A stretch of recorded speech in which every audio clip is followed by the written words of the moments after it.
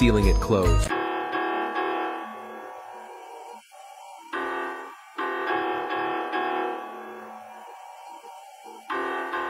It's hero time, girls. It's hero time.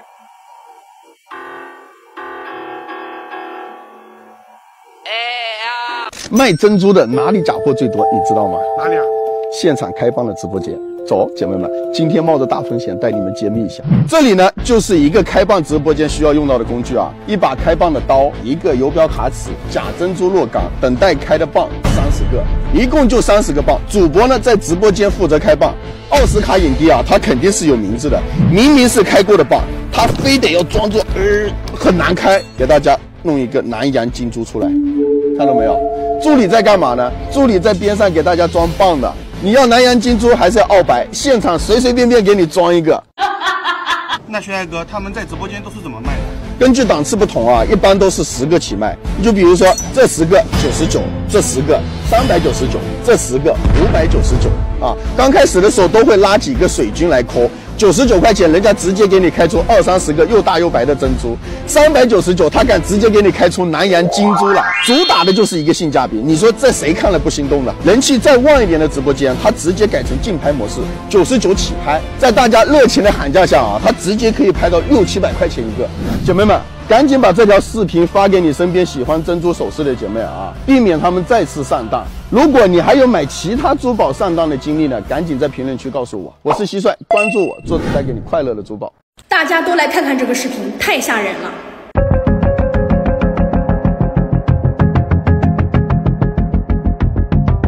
这个肉都是一层一层的，什么肉能有这样的？网购的牛排、肉类都要看包装上有没有卡拉胶这个成分，只要是有就是合成肉。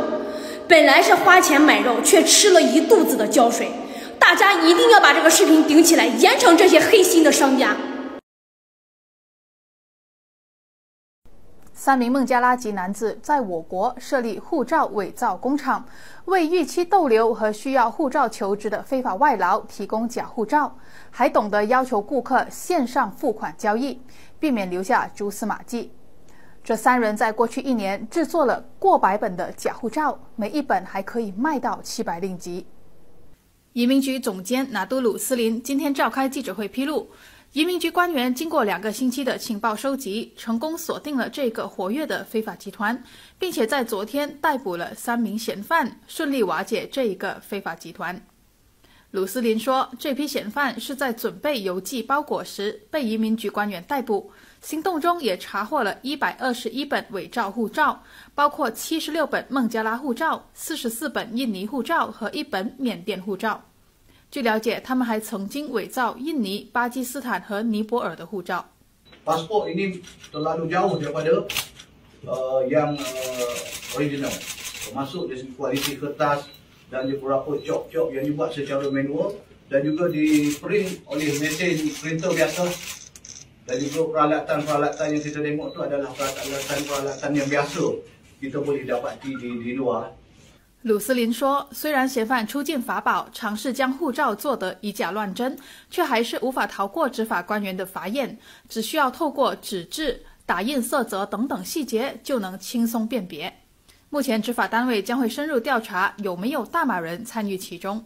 안녕하세요, 여러분. 오늘은 놀라움과 경악이 공존하는 이야기를 들고 왔습니다. 해외 뉴스에서 종종 들려오는 중국의 가짜 음식 사건은 매번 우리의 상식을 뛰어넘는 충격을 줍니다. 한 번은 가짜 쌀, 또 한 번은 가짜 고기로 인해 사람들이 건강을 위협받는 사건들이 보도되었죠. 처음 이 이야기를 접했을 때 저는 솔직히 믿기 힘들었습니다. 진짜 이런 일이 벌어질 수 있을까라는 의문이 들었죠. 하지만 믿기 어려운 사건들이 계속해서 일어나고 있었고, 이는 단순히 개인의 이익을 위한 부정행위를 넘어서 많은 사람들의 건강과 생명을 위협하는 심각한 사회적 문제로 확산되고 있었습니다. 특히 중국의 한 주부가 가짜 미역을 물에 불렸다가 아무리 시간이 지나도 불지 않자 이상함을 느꼈고, 조사 결과 그 미역이 플라스틱으로 만들어졌다는 사실이 밝혀졌다는 이야기는 듣기만 해도 소름이 돋았어요. 사실 이런 이야기를 처음 들었을 때 중국은 워낙 인구가 많으니 이런 일이 벌어질 수도 있지 않을까라는 생각을 잠시 했습니다. 하지만 곧 깨달았죠.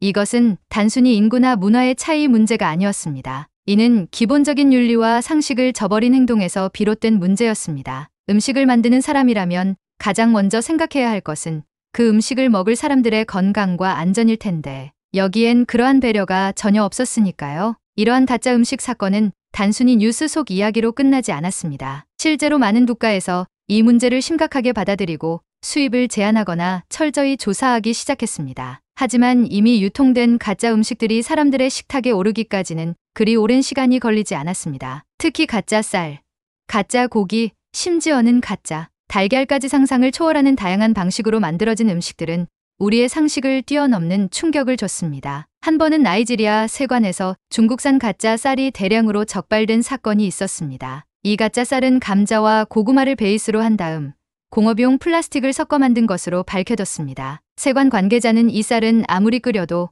물에 풀어지지 않는다고 말했는데요.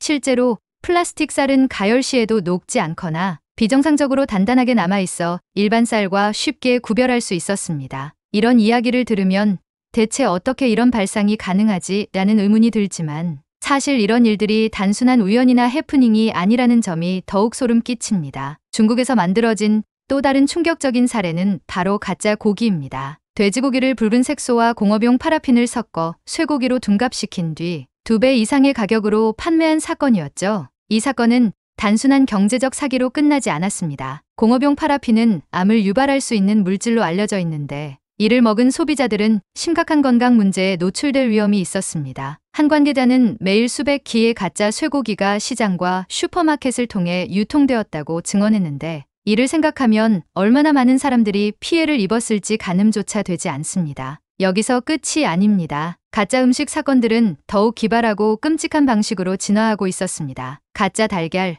가짜 꿀, 가짜 타피오카 펄까지 등장하면서 이제는 우리가 먹는 모든 음식이 안전하지 않을 수 있다는 불안감이 커지고 있습니다. 가짜 달걀의 경우 화학 성분으로 흰자와 노른자를 만들어내고 탄산칼슘으로 껍질을 제조해 실제 달걀처럼 보이도록 했습니다. 심지어 이 가짜 달걀은 삶은 뒤에도 노른자가 탱탱볼처럼 튀어오를 만큼 비정상적으로 탄성이 강했다고 하니 정말 믿기 어려운 일이죠. 이쯤 되면 가짜 음식을 만든 사람들이 단순히 이익을 위해 이런 일을 저질렀다는 사실에 분노를 넘어 경악을 금치 못하게 됩니다. 상상할 수 없는 재료들을 사용해 우리가 매일 먹는 음식을 만든다니 그들의 상상력이 뛰어난 것인지 아니면 윤리의식이 부족한 것인지 의문이 들게 만듭니다. 하지만 분명한 것은 이러한 행동은 결코 단순한 장난이 아니라는 점입니다. 음식을 통해 누군가의 생명을 위협하고 건강을 해치는 일은 엄연히 범죄입니다. 오늘은 여러분과 함께 중국에서 발생했던 가짜 음식 사건들을 구체적으로 살펴보며 이러한 문제들로 인해 우리에게 주는 경고와 교훈에 대해 이야기 나눠보려고 합니다.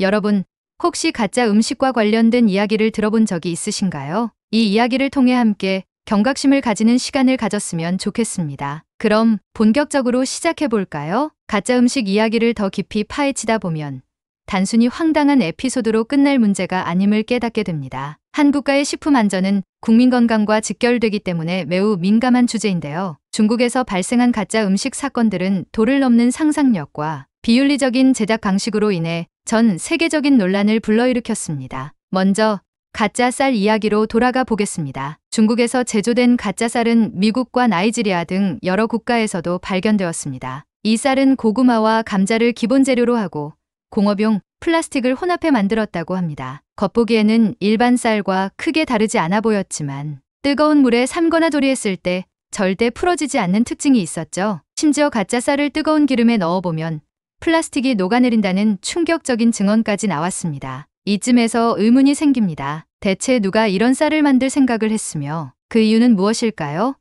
단가는 낮추고 이익을 극대화하기 위한 목적이었겠지만 문제는 소비자의 건강입니다. 실제로 플라스틱 쌀이 소화기관에 축적될 경우 심각한 장기 손상을 초래할 수 있다고 전문가들은 경고하고 있습니다. 이러한 가짜 쌀은 단순히 사기 행위가 아니라 사람의 생명을 위협하는 범죄라는 점에서 분노를 자아냅니다. 또한 가짜 고기의 사례도 무시무시합니다. 중국 산시성에서는 돼지고기에 붉은 색소, 공업용 파라핀, 염화나트륨 등을 섞어 쇠고기로 둔갑시킨 사건이 발생했는데요. 한 킬로그램당 12위안, 약 2,000원에 구매한 돼지고기를 이렇게 가공하여 33위안, 약 6,000원에 판매했다고 합니다. 그 과정에서 얻은 막대한 이익만큼이나 소비자들이 겪었을 피해는 더 큰 파장을 불러왔습니다. 이 가짜 고기의 문제는 단순히 재료의 문제를 넘어섭니다. 사용된 공업용 파라핀은 암을 유발할 수 있는 발암물질로 이를 지속적으로 섭취한 사람들은 심각한 건강 문제를 겪을 가능성이 큽니다. 또 다른 문제는 이러한 음식들이 대부분 낮은 가격을 무기로 시장과 슈퍼마켓에서 손쉽게 유통된다는 점입니다. 저렴한 가격에 속아 이를 구매한 소비자들은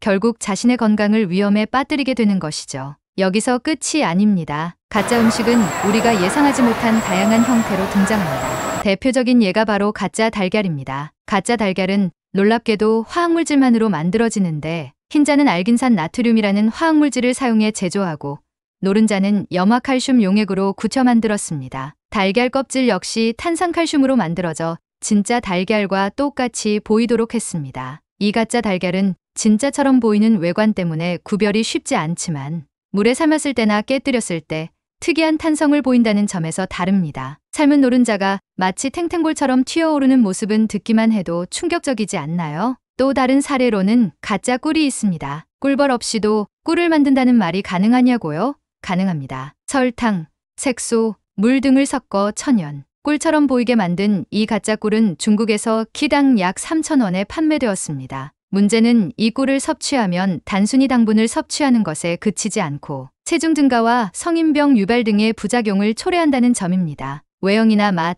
향기까지 천연꿀과 매우 흡사하기 때문에 전문가들도 이를 구별하기 어려울 정도라고 하니 소비자로서 경계심을 가지는 것이 얼마나 중요한지 깨닫게 됩니다. 이처럼 중국에서 벌어진 가짜 음식 사건들은 전 세계적으로도 큰 이슈가 되고 있습니다. 하지만 놀랍게도 이 문제를 근절하기란 쉽지 않다고 합니다. 가짜 음식 제조업체들은 정부의 단속을 피하기 위해 제조 공장을 계속 옮기거나 정품처럼 보이게 포장하는 기술을 발전시키고 있기 때문입니다. 심지어 고급 와인의 빈 병을 수집해 가짜 와인을 제조해 유통하는 사례까지 발생하면서 소비자들의 불신은 점점 커지고 있습니다. 오늘 이야기를 통해 느낄 수 있는 것은 우리가 매일 먹는 음식에 대한 신뢰가 얼마나 중요한지와 그 신뢰가 깨졌을 때의 위험성이 얼마나 큰지에 대한 깨달음입니다. 다음으로는 가짜 음식 사건들로 인해 발생한 가장 충격적인 사례와 이를 둘러싼 소비자들의 반응, 그리고 정부와 기업들의 대응에 대해 더 깊이 알아보도록 하겠습니다. 가짜 음식의 실태를 파헤치며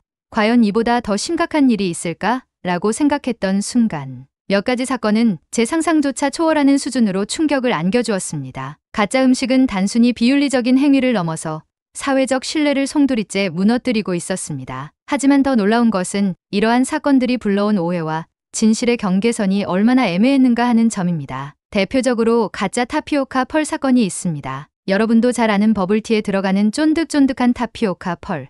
보기에는 작고 귀여운 이 재료가 사실 일부 지역에서는 폐타이어와 신발, 가죽에서 추출한 물질로 만들어졌다는 보도가 나왔습니다. 상상만 해도 끔찍하지 않나요? 2015년 중국 상하이의 한 TV 프로그램에서는 한 리포터가 문제의 버블티를 마시고 병원에서 검사를 받았습니다. 충격적이게도 소화되지 않은 펄이 위 속에 그대로 남아있다는 사실이 밝혀졌습니다. 이후 조사 결과 일부 업체가 폐타이어와 신발 가죽을 재활용해 가짜 타피오카 펄을 만들어냈고 이를 저가 버블티 전문점에서 판매한 사실이 드러났습니다. 이 사건은 소비자들에게 엄청난 충격을 안겼습니다. 신발 가죽과 폐타이어가 음식 재료로 사용되었다는 사실을 알게 된 사람들은 한동안 버블티를 외면하기 시작했는데요. 문제는 정직하게 제품을 만드는 많은 업체들마저도 불신을 받으며 매출이 급감하는 피해를 겪었다는 점입니다. 일부 소비자들은 버블티 자체를 믿을 수 없다라며 불매운동까지 벌였고 이에 따라 타피오카 펄을 만드는 정직한 제조업체들 역시 큰 경제적 어려움을 겪게 되었습니다. 이뿐만이 아닙니다. 가짜 와인 사건도 있습니다. 프랑스의 고급 와인 브랜드인 샤토 라피트 로실드는 매년 약 24만 병만 생산되는데 중국에서는 이 와인의 판매량이 연간 200만 병에 이른다는 충격적인 보고가 있었습니다. 가짜 와인은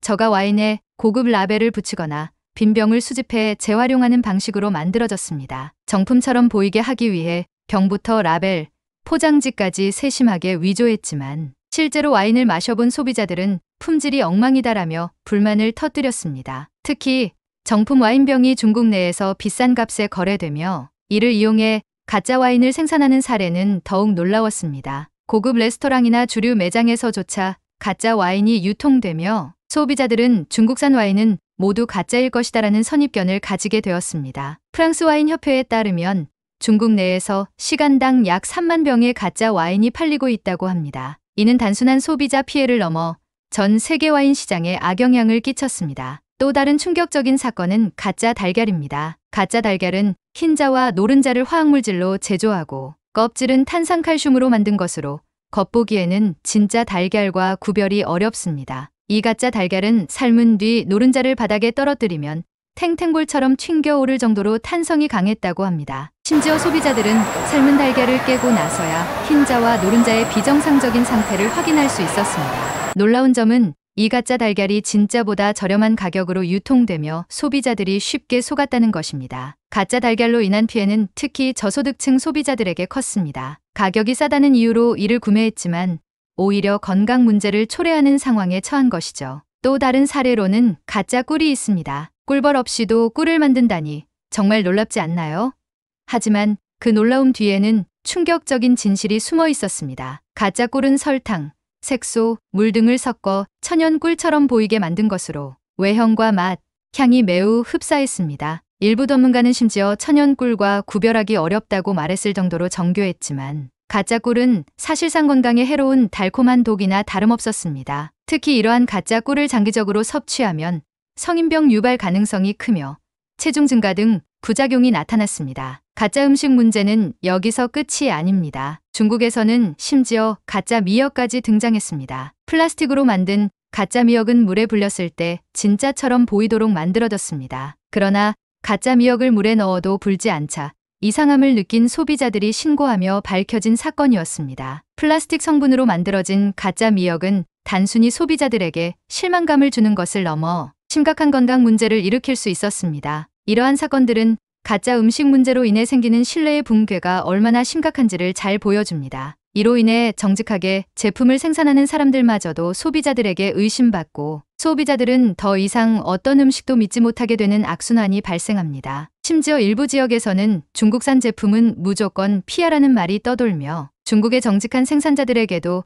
피해가 이어지고 있습니다. 가짜 음식 문제는 단순히 몇몇 불법 제조업체의 소행이 아니라 사회 전체의 신뢰를 무너뜨리는 심각한 범죄라는 것을 명심해야 합니다. 다음으로 이러한 가짜 음식 사건들을 통해 우리가 무엇을 배워야 하는지 그리고 이를 해결하기 위해 어떤 노력이 필요한지에 대해 이야기해 보겠습니다. 오늘 살펴본 중국의 가짜 음식 사건들은 단순히 황당한 해프닝으로 치부할 수 없는 심각한 사회적 문제임을 보여주었습니다. 플라스틱 쌀, 가짜 타피오카 펄, 가짜 와인, 심지어 가짜 달걀까지 모든 사례는 우리에게 중요한 메시지를 던지고 있습니다. 음식은 생명을 유지하는 기본적인 요소이며 그 안전과 신뢰는 반드시 지켜져야 한다는 것입니다. 우선 가짜 음식 문제는 단순히 중국이라는 특정 국가에 국한된 문제가 아닙니다. 전 세계적으로 식품 안전 문제는 끊임없이 논란이 되고 있으며 특히 글로벌화된 시장에서는 한 국가의 문제로 끝나지 않습니다. 중국산 가짜 음식이 미국,